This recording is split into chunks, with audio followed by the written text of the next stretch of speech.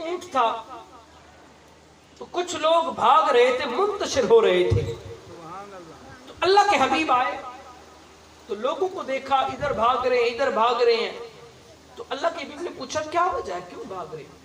کہا یا رسول اللہ صلی اللہ تعالیٰ علیہ وسلم ایک اونٹ باولا ہو چکا ہے، وہ ہمیں کاٹتا ہے، ہمارے پیچھے بھاگتا ہے، تو اس لیے ہم اس کی ڈر کی وجہ سے بھاگتے ہیں۔ جب انہوں نے یہ بتایا میرے آقا صلی اللہ تعالیٰ علیہ وسلم اس کے قریب گئے۔ اچھا صحابہ کھڑے تھے وہ پریشان کہ اونٹ کہیں میرے آقا صلی اللہ علیہ وسلم کو نقصان نہ پہنچا دے۔ میرے آقا صلی اللہ علیہ وسلم جب قریب گئے پھر اونٹ بھاگتا ہوا آیا،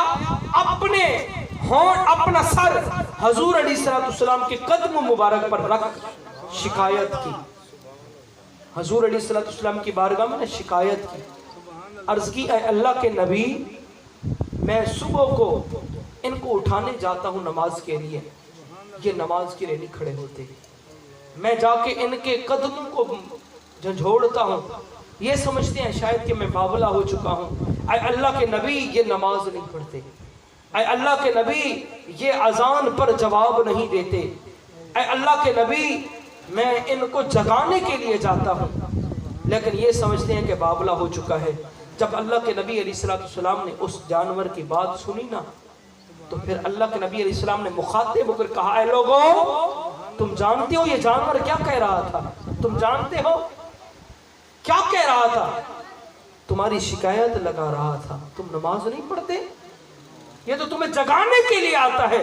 لیکن آج ہم محاسبہ کریں، آج ہم کہاں بیٹھے ہیں، آج ہم کہاں بیٹھے ہیں؟ دیکھیں مسجدیں ویران ہیں، آج ہم سب میلاد میں تو آئے ہوئے ہیں۔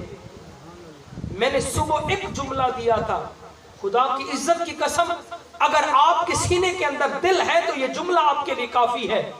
میرے آقا صلی اللہ علیہ وسلم کی سیرت بھی ہے صورت بھی ہے، یاد رکھنا، سیرت اور چیز ہے صورت اور چیز ہے۔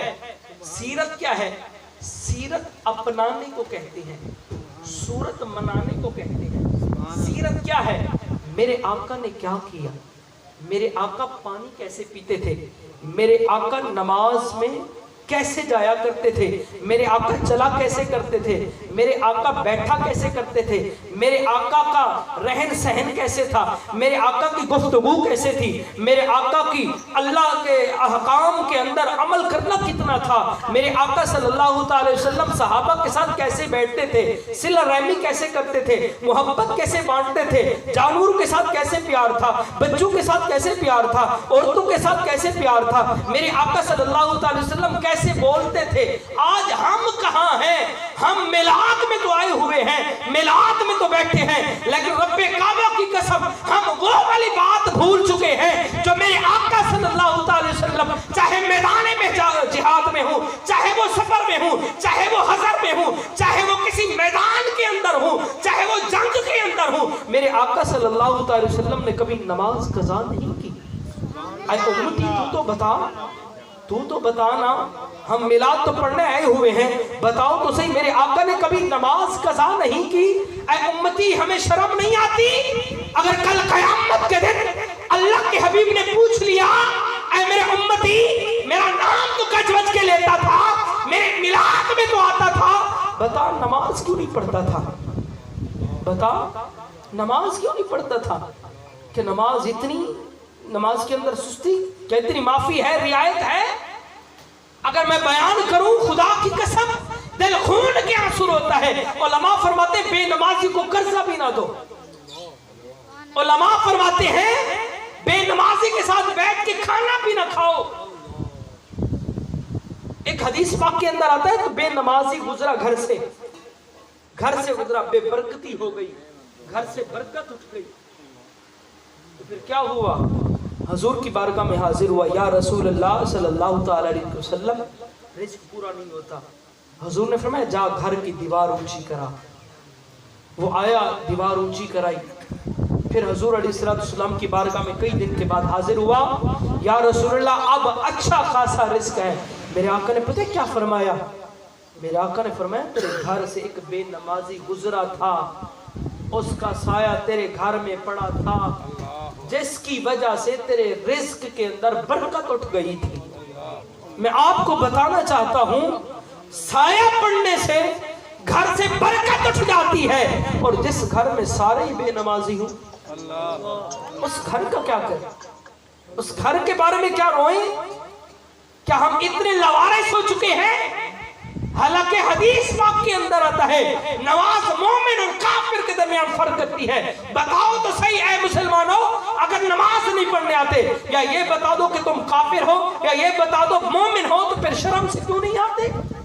قیامت کے دن کیا جواب دو گے؟ کیا ٹانگیں نہیں تھی؟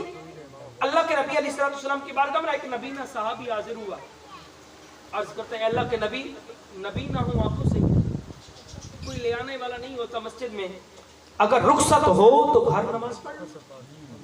اب سنیں تھوڑا سا توجہ کر کے, رخصت ہو تو گھر نماز پڑھ لوں.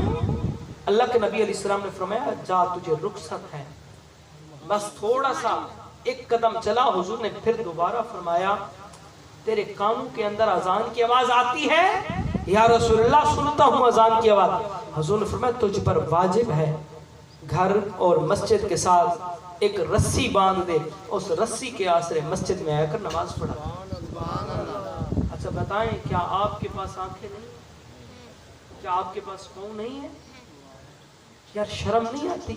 اچھا جب رات کو سوتے ہیں اس رب کا دیا ہوا کھا کے سوتے ہیں, سجدہ نہیں کرتے, کیا کھاتے ہوئے شرم نہیں آتی؟ اسی رب کا کھاتے ہیں, اسی کو سجدہ نہیں کرتے, اسی کو سجدہ نہیں کرتے.